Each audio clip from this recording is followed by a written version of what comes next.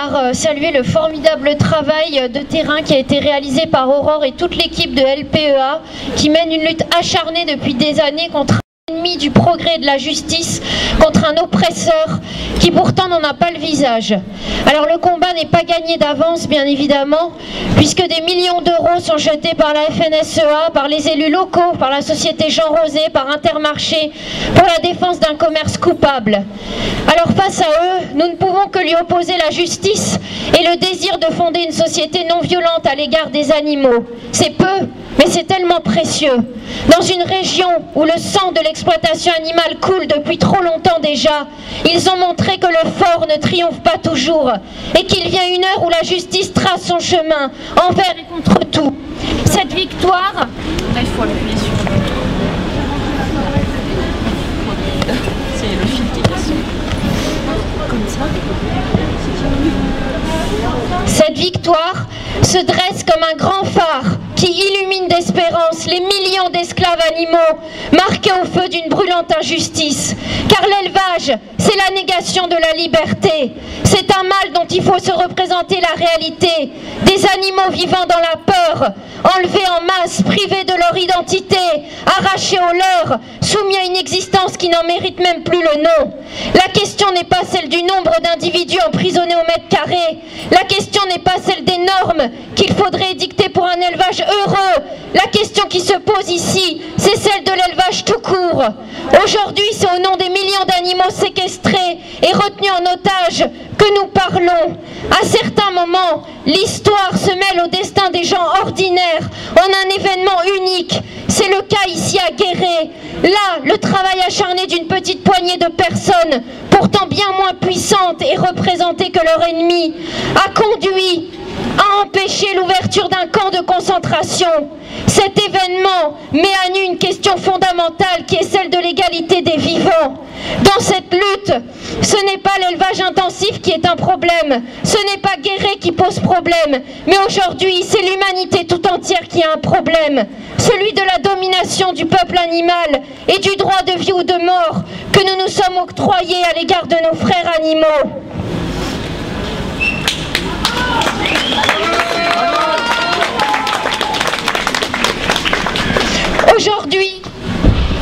Aujourd'hui, nous ne sommes pas seulement des centaines à marcher, nous sommes en réalité des milliards, accompagnés par les animaux résistants que nous ne voyons pas. Pourtant, Intermarché avait dit que nous n'y arriverions pas. Ils avaient prétexté que nous n'en avions pas le droit au nom de l'emploi et de l'économie. Pourtant, Intermarché aujourd'hui, nous nous dressons ici à Guéret pour la justice.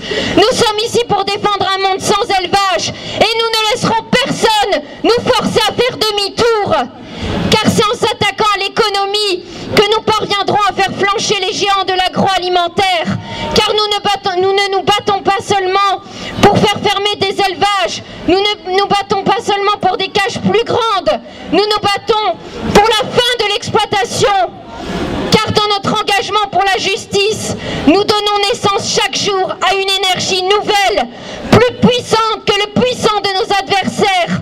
Et nous faisons nôtre cette énergie pour nous ériger devant l'injustice, pour un combat pour l'abolition de l'exploitation animale. Alors il faut le redire avec force.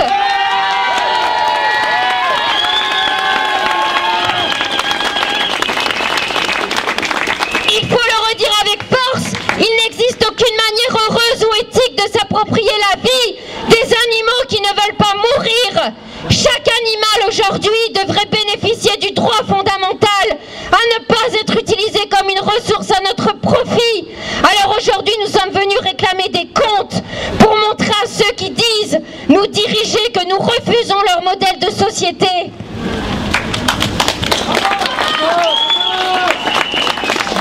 Un formidable élan se produit, ce n'est pas le moment de laisser tiédir nos revendications, de demander des demi-mesures. C'est un soulèvement général qui doit advenir.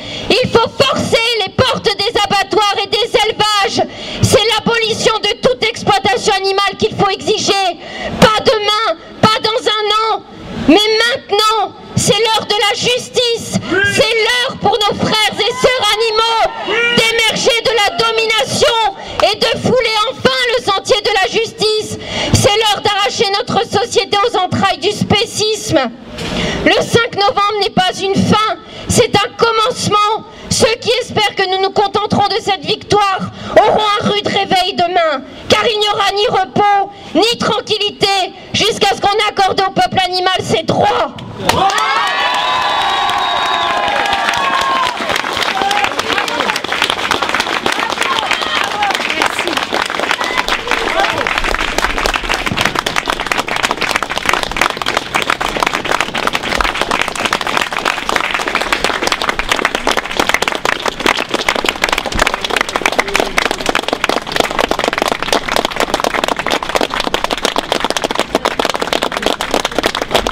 Mélanie du CCEA veut intervenir.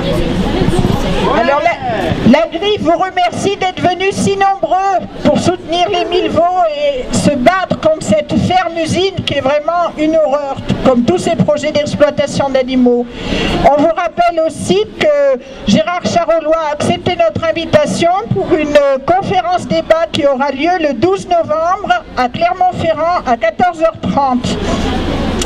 Et on voulait faire un appel au secours pour un chien.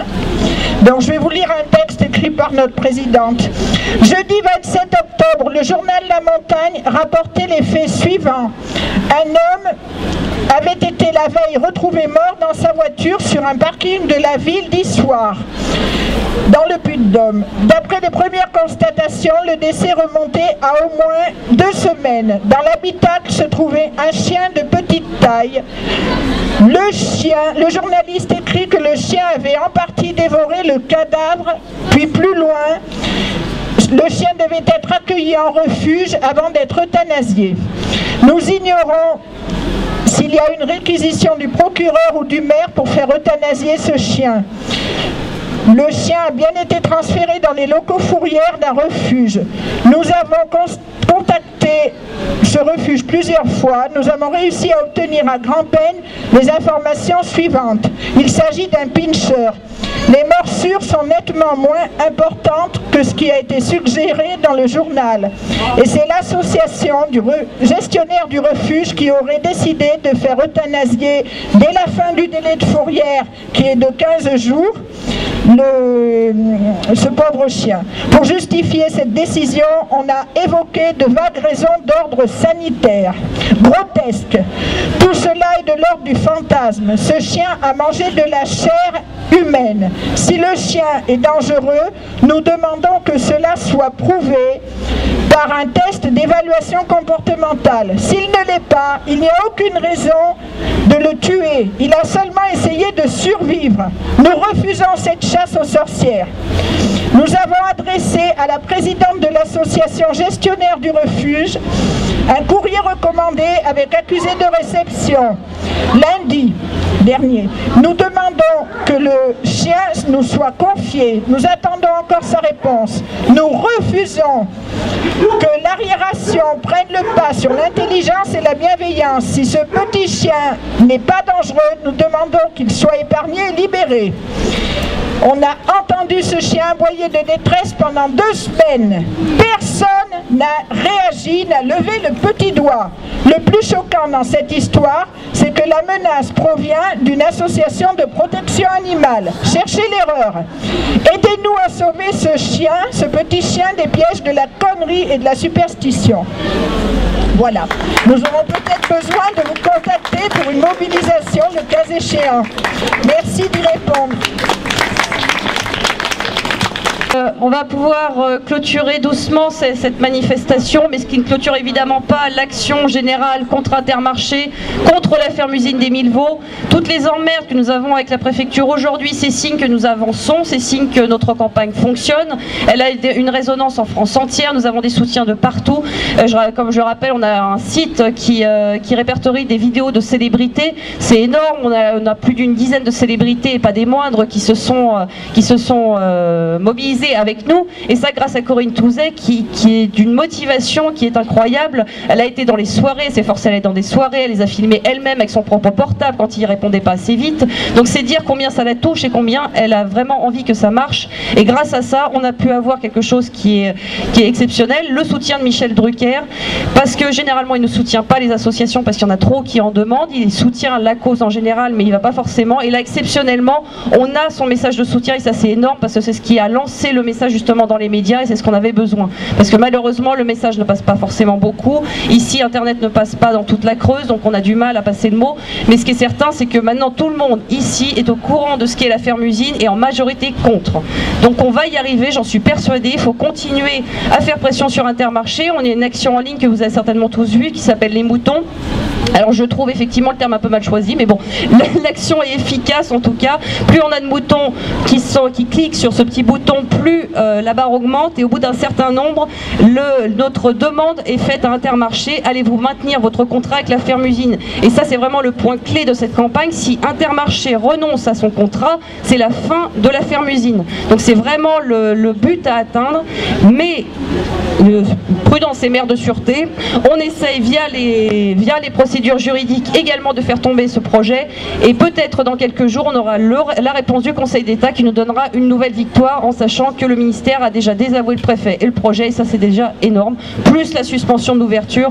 Au bout d'un moment le quota de production ne sera pas suffisant et ce sera abandonné. Mais pour ça il ne faut pas lâcher, donc il y aura peut-être pas d'autres manifestations, peut-être que dans une semaine on vous dira youpi on a réussi, c'est la fin, peut-être que ça prendra encore un an comme les 1000 vaches où ils y sont depuis 5 ans et Dieu sait qu'ils se battent avec force, donc peut-être qu'on y sera dans 5 ans, mais en tout cas il ne faut pas lâcher et on va y arriver.